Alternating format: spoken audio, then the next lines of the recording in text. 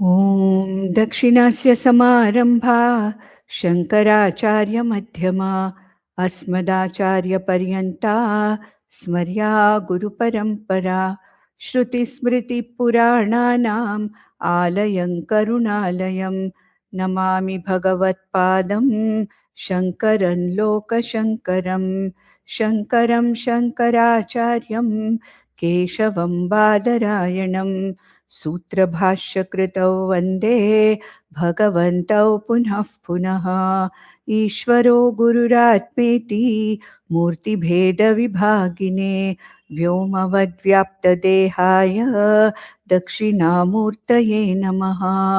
परिज्ञानाश्रम श्रीगुरुशङ्कर परिज्ञानाश्रम शङ्कर सद्गुरु केशववामन कृष्ण पाण्डुरङ्ग आनन्द परिज्ञान गुरु सद्योजात शङ्कर सद्गुरु गुरुर्ब्रह्मा गुरुर्विष्णु गुरुर्देवो महेश्वरः गुरुः साक्षात् परब्रह्म तस्मै श्रीगुरवे नमः। ॐ सहना भवतु सहनौ भुनक्तु सह वीर्यं करवावहै तेजस्विनावधीतमस्तु मा विद्विषावहै। ॐ शान्ति शान्ति शान्तिः। With the grace of the Shastra and with our Guru Parama Puja Shri Sadyojat Shankarashram Swamiji, and of course by the grace of Maharshi Narada, we completed the Narada Bhakti Sutras, and now we will go to another beautiful small work called as Ramagita. Again, it has been approved by our Parama Puja Swamiji to be taken on this platform for the next few sessions. And Ramagita is not a very it's a common grantha, a small grantha, but not oftenly discussed. So I thought that we should talk about this beautiful grantha where the Advaitic teaching of Aham Brahmasmi, Tattvamasi, has been given very beautifully by Bhagwan Shri Rama. Now let us see. This particular text is called as Ramagita. That means this is the Gita or the teaching of Rama. Now, Rama is a very common name. Which Rama is it? Is it Balarama? Is it Parashurama? Which Rama is this? So we have to understand clearly that this is a teaching that was done by Bhagavan Dasharathi Rama, the son of Dasharatha. And what is Gita? Gita is, though literally when you translate Gita, it is given or explained, the meaning is given as a song. But then, any teaching, any Vedantic teaching, any teaching on Atma Jnana between a Guru, a Shrotriya Brahmanishta Guru, and a Mumukshu Shishya, a well-prepared Sadhana Chatushtaya Adhikari Mumukshu Shishya, any dialogue between a Guru and a Shishya is called as Gita. So, in our scriptural parlance, when we say Gita, it means a sacred spiritual teaching between a Guru and Shishya in the form of a dialogue. And we have so many Gitas.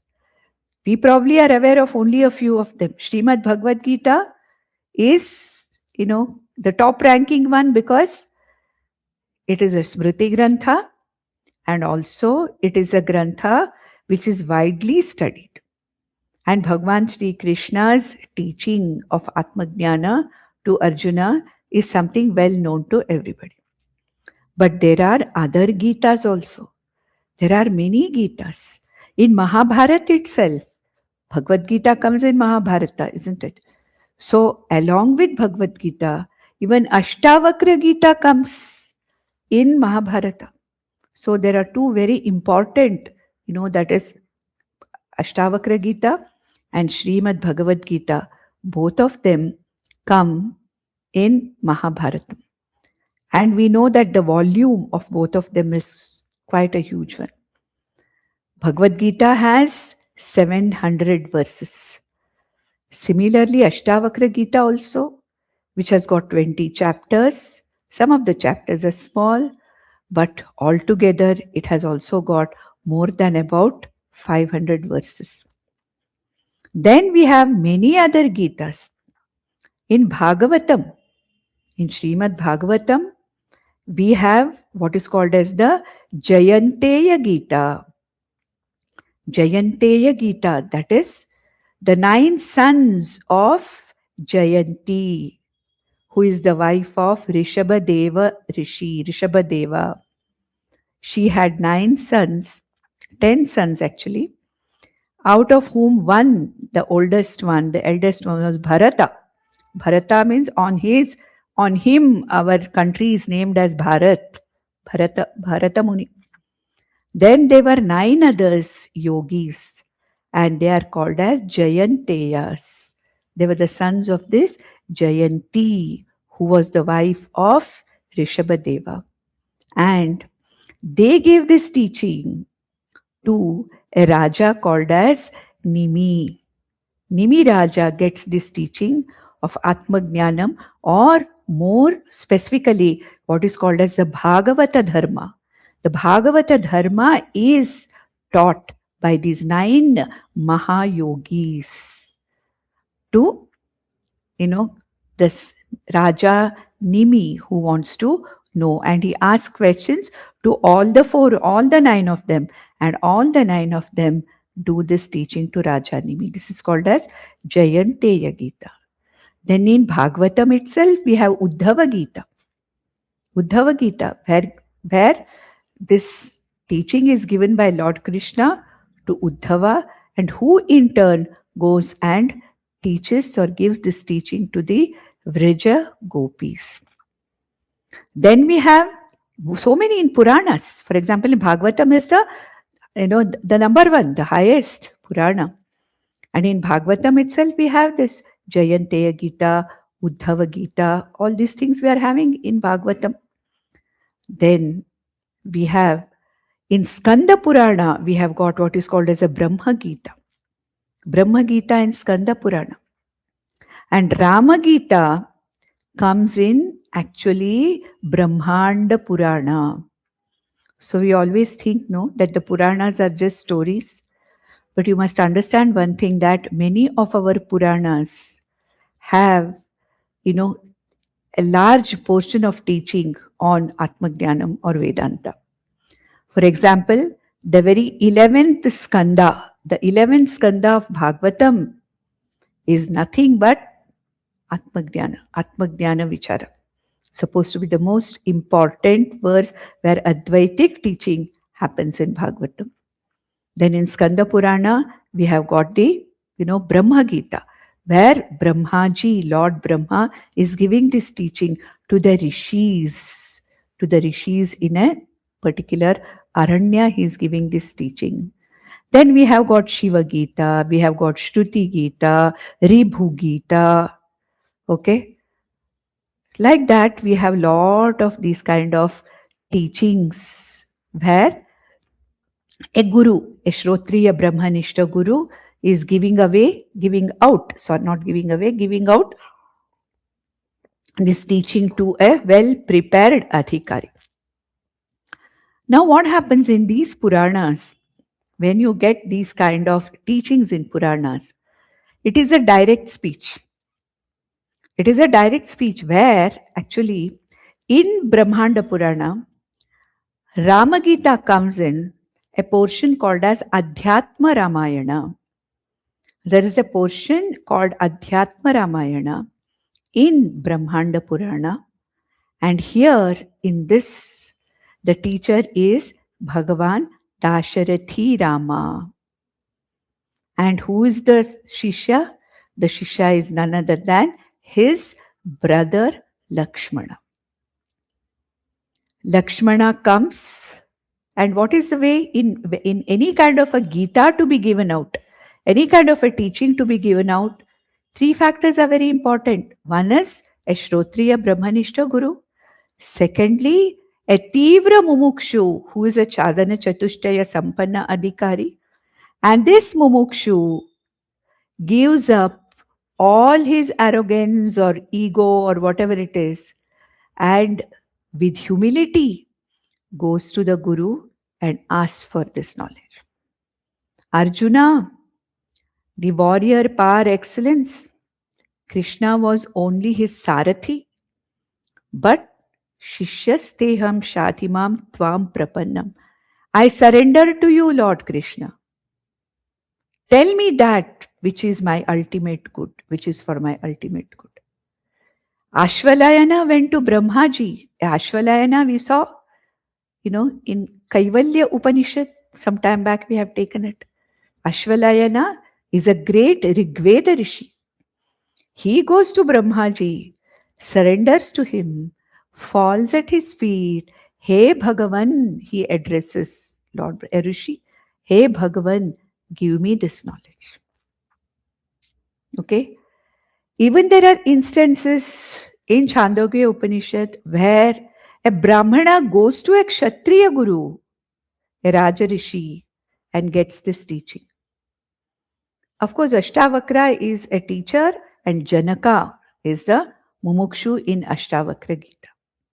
And in all these things, it is not only the teacher, the Mumukshu, Shishya, but the way in which the Shishya approaches the Guru, which is called as the Guru Upasadanam. Very important. It's not a question of the Shishya going and saying, hi, tell me this. No. It's not a kind of a curbside consultation, okay, where you stand there on the street and ask, hey, what is it? What is this Aham Brahmasmi? No. Vidhivat Guru Upasadanam. The Shishya has to Vidhivat, the way the Vedas have told, has to go Samitpanihi Shrotriyam Brahmanishtam Gurum. Okay, that Guru, he has to go and approach and show his willingness to learn by carrying the Samit. Tat vidhi pranipatena pariprashnena sevaya. However big or however great the Shishya may be, he may be a king like Janaka. But then when it comes to getting this knowledge from the Guru, whoever he may be, pranipatena, he has to bow down, touch the feet of the Guru, indicating his humility, indicating that he is humble enough and there is no ego of whatever position he is or she is holding.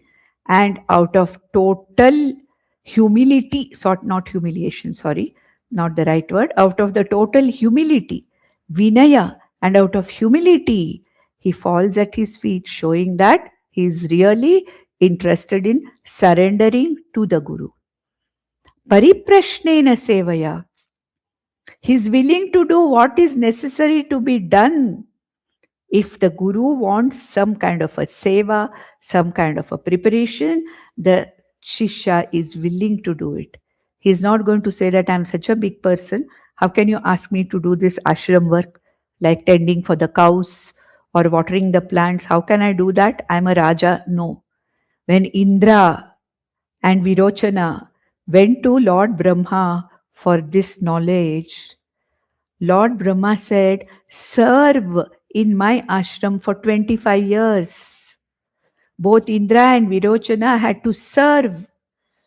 For 25 years, there was no teaching. Just imagine in our case, a few days, if we don't get this teaching, like you go to an ashram, you meet your Guru, the Guru is not willing to give you this knowledge for the first few days, or whatever it is, we start getting restless. Correct? It's not like that. When the Guru feels that it is the right time, when the Shishya has the preparation of the mind.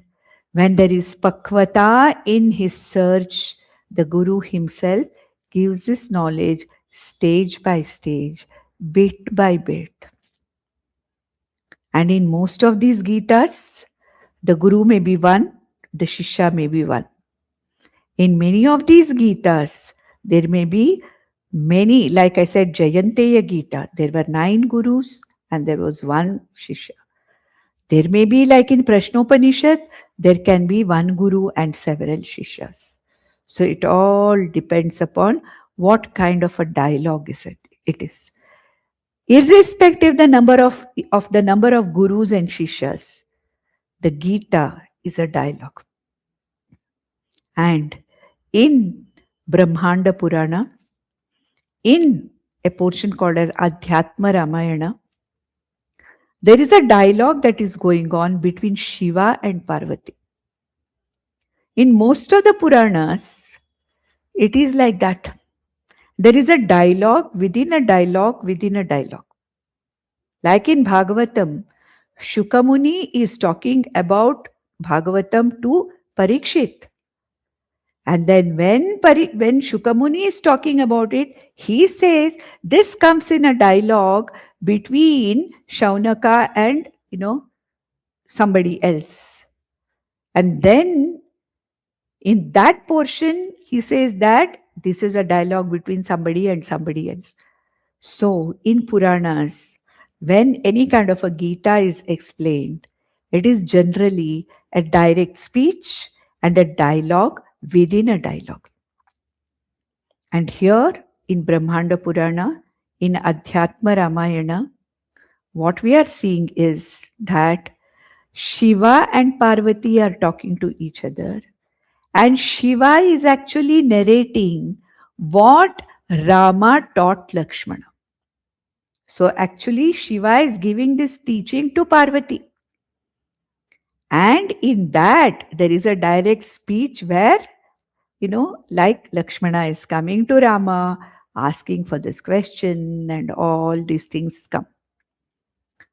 And here we have to understand one thing. Fine, Rama being the very, what you call as the avatara or incarnation of Lord Vishnu, he is fit enough to be the teacher. Yes. But what about Lakshmana? Is Lakshmana really prepared? How do we know that Lakshmana is a candidate, a receiver who deserves this teaching?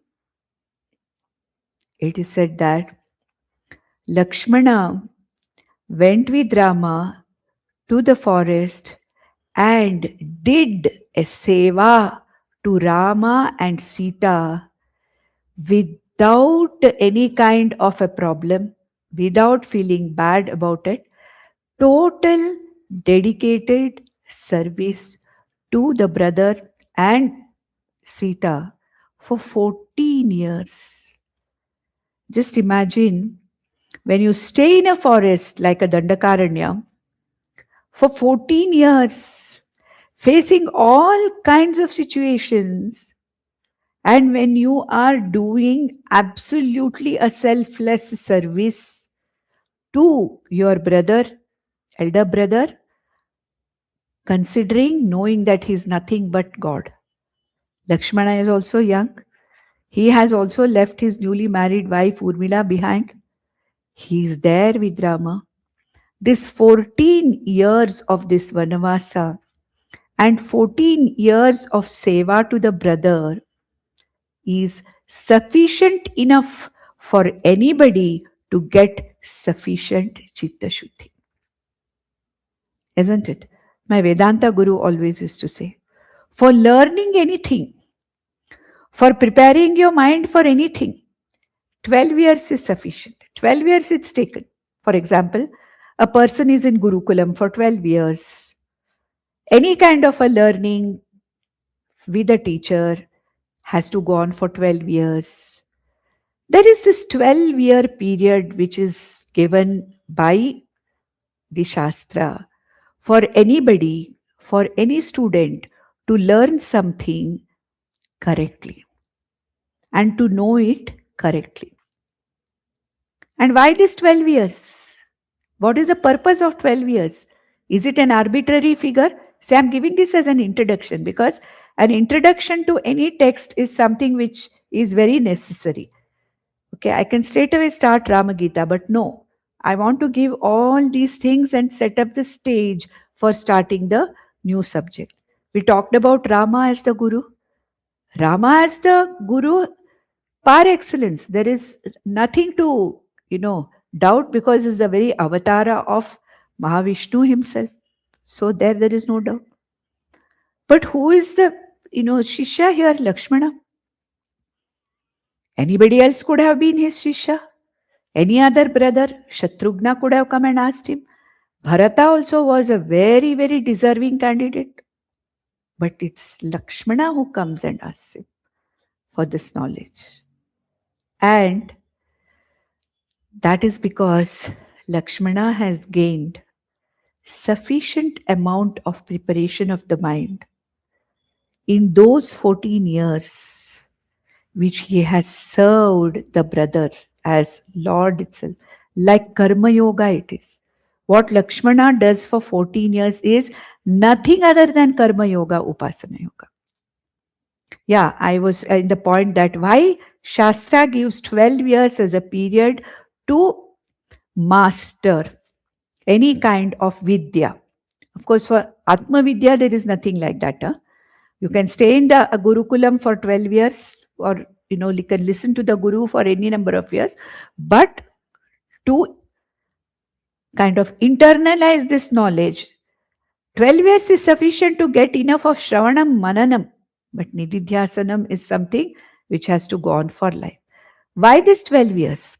Because in astrology, the planet Guru represents Brahaspati, the very Adhidevata of learning, the Adhidevata of teaching, the Adhidevata of Buddhi, the Adhidevata of Vak, the Adhidevata of learning. And that is Guru or Brahaspati. And Brahaspati or Guru takes 12 years to travel through the entire zodiac. 12 years. There are 12 signs in zodiac. In every sign, Guru, the planet representing Brihaspati, stays for 1 year. And it takes 12 years for Guru to travel the entire zodiac and come back.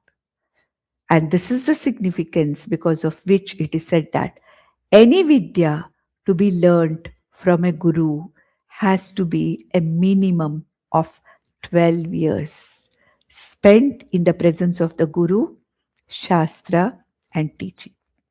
Of course, in Atma Jnanam, there is no such, because it's a Jnanam of a totally, kind of a Jnanam where we have to go within ourselves. It is the very source of all knowledge. And therefore, it may take a longer time. But 12 years is what is given. But what has Lakshmana done? 14 years. Seva in the forest, fighting for Rama, as his assistant in in the war, Ramayana. And Lakshmana was supposed to have been a very inflammable, person in the sense he used to get angry very quickly. He used to talk very harshly sometimes. He talks very harshly to his father and to Kaikeyi when, Rama is asked to go to Vanavasa. And in these 14 years, all that, his restlessness, his very inflammable character, it's all kind of come down. Raga dveshas have come down, manageable. So much of titiksha Lakshmana has got. We have hardly talked about Lakshmana, isn't it, in all these 5 years. We know that he was always with Rama. But here, now we are studying Ramagita where Lakshmana is receiving the knowledge student. So he was fit enough. He was a sadhana chatushya sampanna adhikari. Chitta Shuddhi was there. Chitta Naischalyam is there. And Lakshmana comes to Rama after they have come back, after the Pattabhisheka of Rama, after the so-called Rama Rajya is established. You see, Rama Rajya was established by Bharata himself, if you look at it. When Rama went to the forest, and when Bharata took his padukas and went and kept them on the throne and ruled on behalf of Rama, then only Rama Rajya started. It was not after Rama came back from Vanavasa. As he left, Bharata started the Rama Rajya. Great. Another brother who's such a great one who started the Rama Rajya started with Bharata. Actually, again an epitome of seva. 14 years waiting for the brother and doing everything on behalf of the brother, keeping his padukas, not getting in any way enchanted by power, not corrupted by power. Another great soul, Bharata.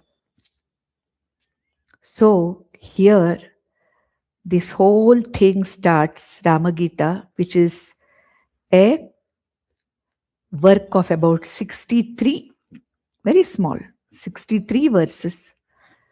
It's pure Advaita Vedanta. Like we saw in Narada Bhakti Sutra, Bhakti taken as Parama Bhakti, Para Bhakti. It was nothing but a teaching of Advaita.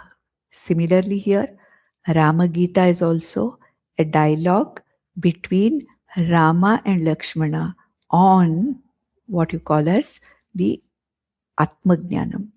But this whole thing, the teaching that went on between Rama and Lakshmana is narrated by Lord Shiva to Parvati. This is the style in all the Puranas. In all the Puranas, one is talking to the other and he's saying, see, some time back, this person asked this person about something, and then that person told another story involving somebody else. So it's always Puranas, the stories of the Puranas are a dialogue within the dialogue within the dialogue. And here also in Rama Gita, what we are finding is the dialogue actually is between Shiva and Parvati because it is a Purana. And in that dialogue, Lord Shiva is telling Parvati what the teaching was, what went on between Rama and Lakshmana. Okay, so let us start this Ramagita with the blessings of Bhagavan Shri Ram and also our scriptures, the Shastras, and our illustrious Guru Parampara. With all their blessings, let's start this small work called as Ramagita, part of the Adhyatma Ramayana, which comes in Brahmanda Purana. This is not in an Upanishad. It's a teaching, is Upanishadic teaching. But where is it coming? It's coming in a Purana. Like Bhagavad Gita, it's a Moksha Shastra. It is a teaching about moksha, Atma Jnanam. But where is it coming? It's coming in a Smriti Grantha called Mahabharata. Ashtavakra Gita. From verse 1 till the end, it is nothing but it is a Nididhyasana Grantha. It's a Grantha where, it is nothing but what is the ultimate teaching of Tattvamasi. Where does it come? It comes in Mahabharata. Okay, so Mahabharata is an itihasa. There also you are getting all these kind of teachings here. So let us go to the very first verse of Shriramagita where Shri Mahadeva Uvacha. Okay, Mahadeva Uvacha here. Mahadeva, Lord Shiva is talking to Parvati. Okay. Tato Jaganmangalamangalaatmana Vidhaya Ramayana Kirtimuttamam Chachara Purva Charitam Raghutamaha Rajarshi Varyairapi Sevitam Yatha. So Sri Mahadeva is starting this dialogue with Uma Devi about the teaching. Now you may again ask me, where is the Mangalacharanam? When anybody starts any kind of a work or teaching, there is Mangalacharanam. But Mangalacharanam is when a person starts writing something. For example, Bhagwan Shankaracharya starts a commentary on an Upanishad or Bhagavad Gita, Mangalacharanam is there. An Acharya writes a Prakarana Grantha on any of the Vedantic aspects, Mangalacharanam is there. But then here, this is already in the Puranas. This is already in the Adhyatma Ramayana, which is later on in the second Kanda or something like that. So, probably the Mangalacharanam is already there because this teaching is starting somewhere in between Adhyatma Ramayana. So, the Mangalacharanam must be already there. Even if not there, here in the very first line itself, Mahadeva is telling Tataha Jagan Mangalam Mangalatmana Vidhaya Ramayana Kirtimuttamam. Lord Rama, after having gone through this entire process of 14 years of Vanavasa, having gone through all the hardships of Vanavasa, having to experience the human emotions and desperation of a human mind, because he was in a human body, of losing his beloved Sita, and all that happened in those 14 years. But who is that? Jagan Mangala Mangalatma. Rama is Jagan Mangala Murti. Jagan Mangala Murtaye. Isn't it? Who is Rama? Jagan Mangala Murti. The one who is the auspiciousness in this entire universe. Rama is nothing but auspiciousness. Jagan Mangala Mangalatma. Mangalatma is Lord Rama himself in every way. He is a Mangalatma. He is the very embodiment of Mangalam, Dharmavan, Ramo, Dharma Vigraha, Dharmavan and Dharma Vigraha is the one who is the very epitome of Dharma. Isn't it? He is the very epitome of Dharma. He is the very most Mangalam or the most auspicious. He established Dharma in the Treta Yuga in his times. He is Mangalanam, he is Mangalatmana. Mangalatmana Ramena. This Rama, Jagan Mangala Mangalatma. Jagan Mangala Mangalatma means the one who is literally causing, or who is the one who is auspicious to this entire world. The one who redeems the world of all inauspiciousness. So he is Jagan Mangala Murti. The whole world, which is nothing but the manifestation of Ishvara, Lord Vishnu, is nothing but Mangala. There is nothing which is Amangalam here. And Rama, as the very incarnation of Lord Vishnu, he is the one who's Jagan Mangala Murti. His very form, his very being is nothing but that which is auspicious to the entire universe. And such a Mangalatmana, this Mangalatmana, by this Mangalatma, by this Rama, who is the epitome of auspiciousness, Vidhaya Ramayana Kirtim Uttamam, Vidhaya, having given out to the world, having demonstrated to the world, Ramayana Kirtim, Ramasya Ayanam Ramayana. the way of Rama, Ramayana, the way Rama conducted himself, the very story of Rama, the very way in which Rama dealt with his entire life, how keeping Dharma as his strong, he never went one little this way, that way from Dharma. That is why Rama is always shown as a straight, non-bending, straight, principled person. Dharma. He never transgressed Dharma under any circumstance.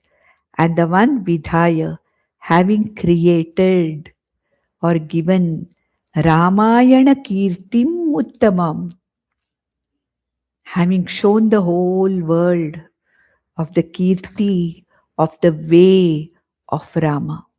Ramayana Kirti, isn't it? Kirti. Even after he came back from Vanvasa, for it seems, it is said, Rama ruled for 10,000 years.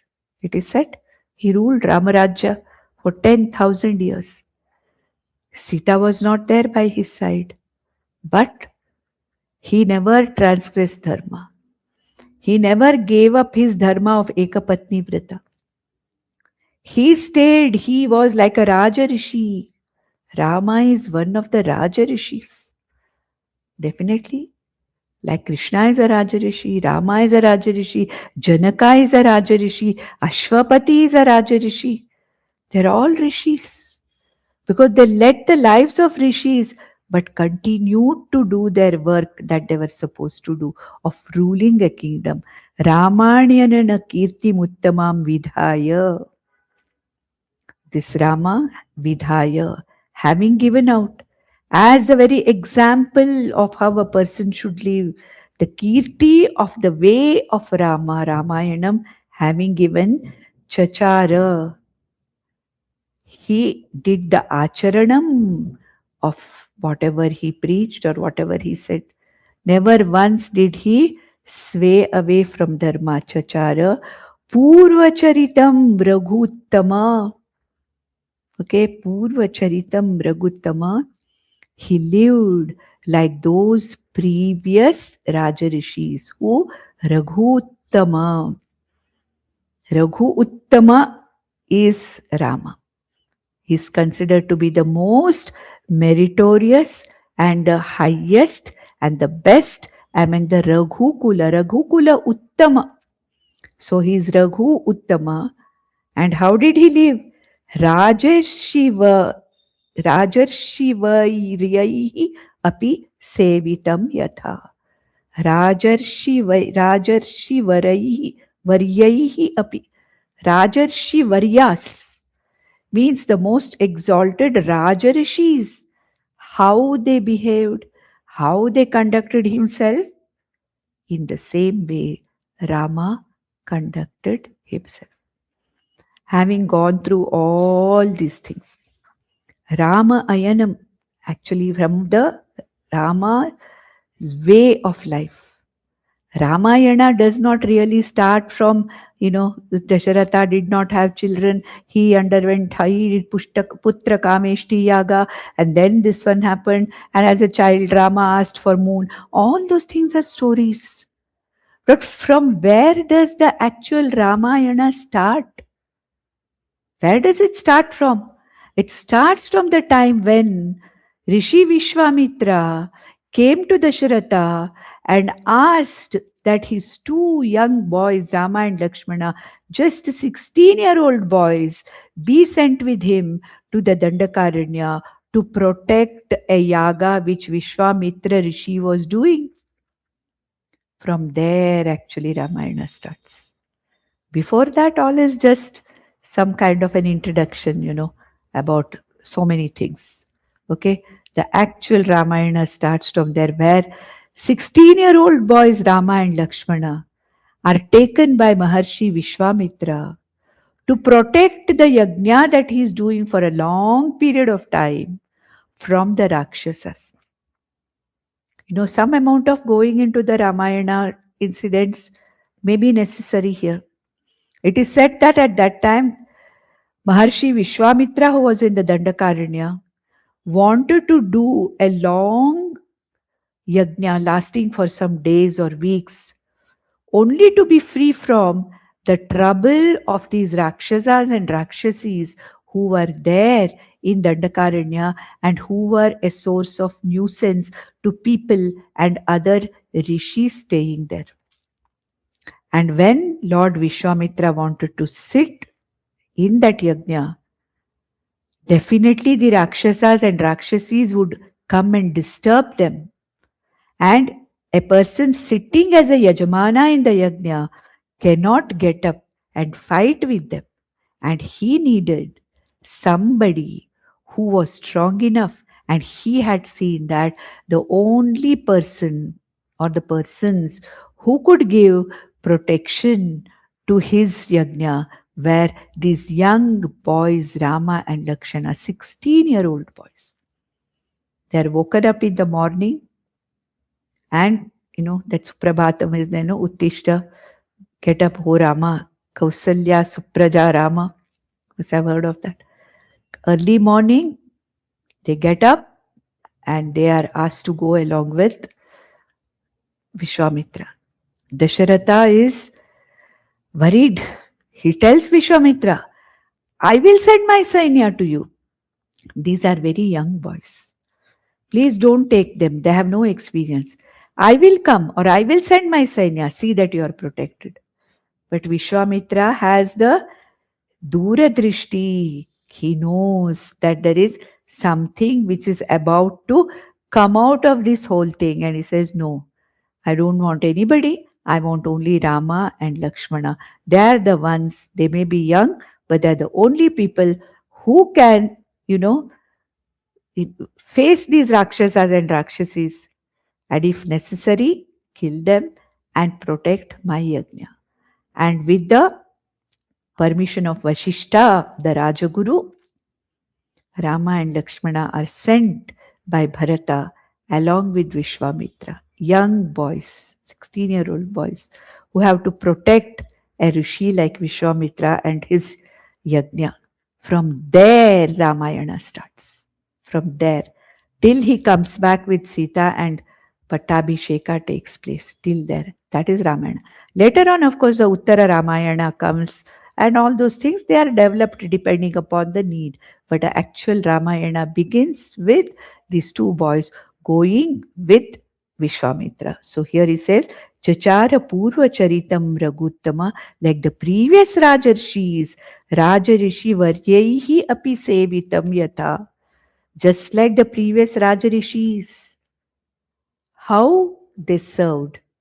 They were not only jnanis, but they were also very good kings. They are called Rajarishis.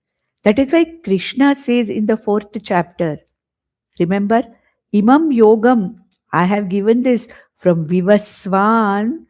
To Vivaswan I gave this knowledge. From there it came in two portions. One is it went to the Kshatriyas who became Rajarishis, and then it went to the Brahmana Parampara. So both of them I have given this knowledge. Lord Krishna says this in Bhagavad Gita, in the very first 4th chapter itself, the first 2 verses. Okay, Ivam Pravartitam Yogam, this I have given it from Aham Vivaswan to Sun. So from the Surya Vamsha, then the Chandra Vamsha, the Rajas and the Brahmanas, they got it. And these were all Rajarishis. And Rajarishi Varyaihi Api Sevitam Yatha. And as the previous Rajarishis had conducted themselves, Rama also conducted himself. And then Mahadeva tells, next verse, Saumitrina Prishta Udara Buddhina Ramah Katha Praha Puratani Shubha Ragnya Pramattasya Nrigasya Shapato Dvijasya Tiryatvam Athaha Raghava. Raghavaha Aha.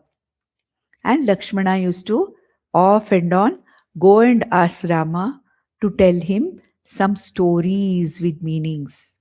Earlier, he used to ask him, hey brother, tell me some interesting stories from the yore, And just as an example, Lord Mahadeva tells Umadevi that what kind of a stories he used to tell Lakshmana.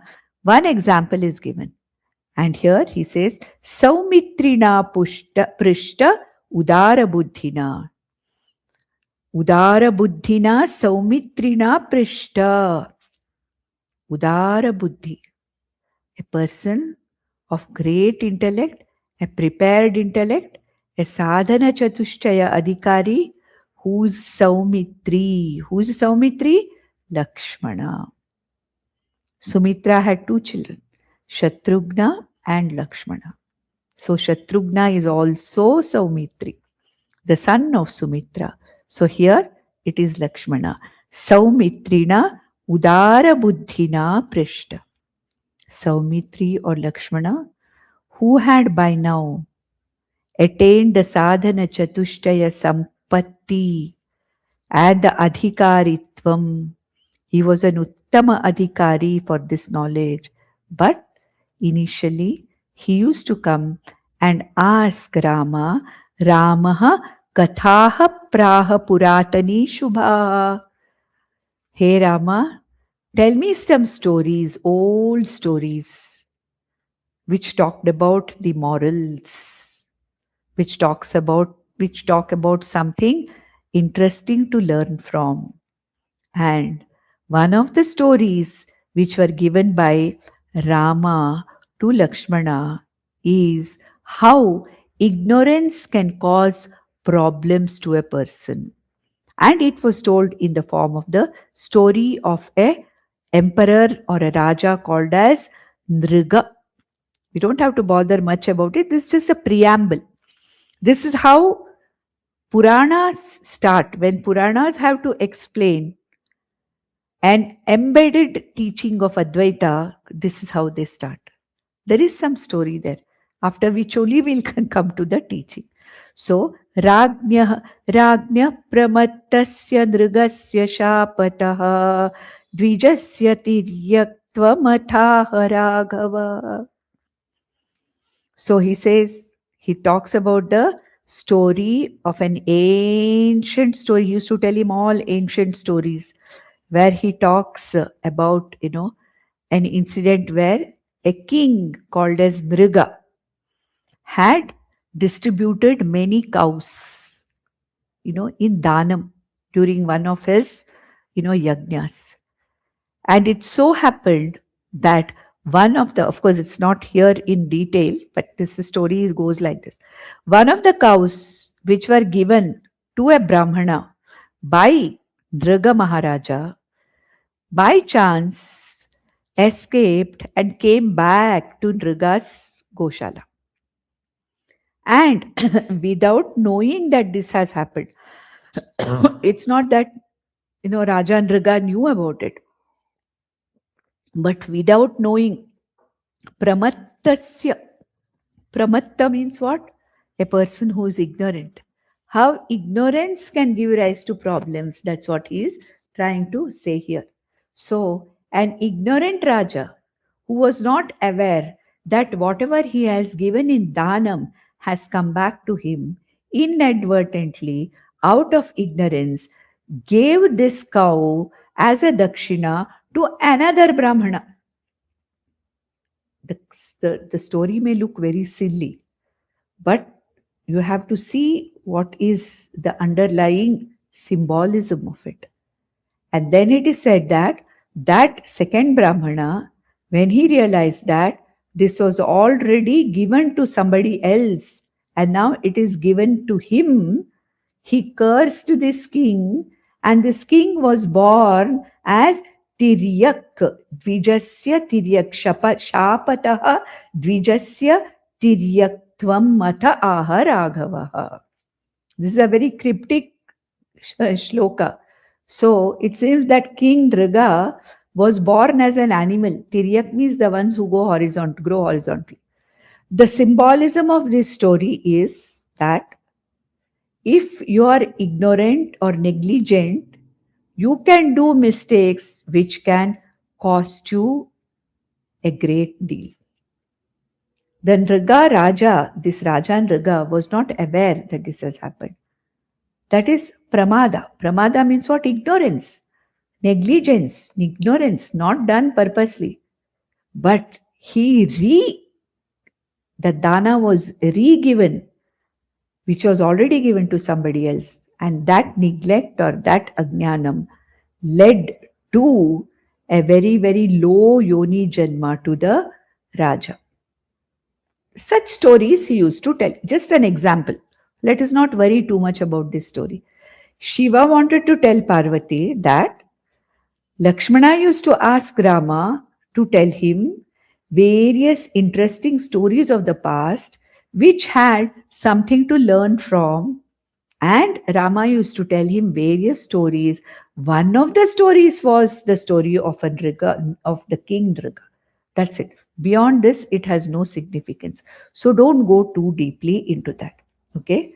Then he says in the next verse, Bhagavan Mahadev says, कदाच कदाचिदेकान्त उपस्थितं प्रभुं रामं रमालालितपाद पंकजं सौमित्रिरासादितं शुद्धभावनः प्रणम्य भक्त्या विनयान्वितो ब्रवीत्. Kadachit, the one who used to always ask for stories, this Lakshmana, he was not childish. Once kadachit ekanta upasthitam prabhum, ekante upasthitam prabhu. Prabhu, Lord Rama, was sitting alone. After having come back, he was sitting alone. And Ramam Rama Lalita Pada Pankajam. And Sita Devi was sitting there gently massaging the feet of Rama, like Lakshmi does to Vishnu. And they were in a very relaxed mood. At such a time, seeing the right time, Saumitrihi Asaditam Shuddha Bhavanaha. Saumitrirasi Asaditam. There is one reading called as Asidita, but here it is Asaditam. That means what? He comes, Saumitri comes, who is accomplished in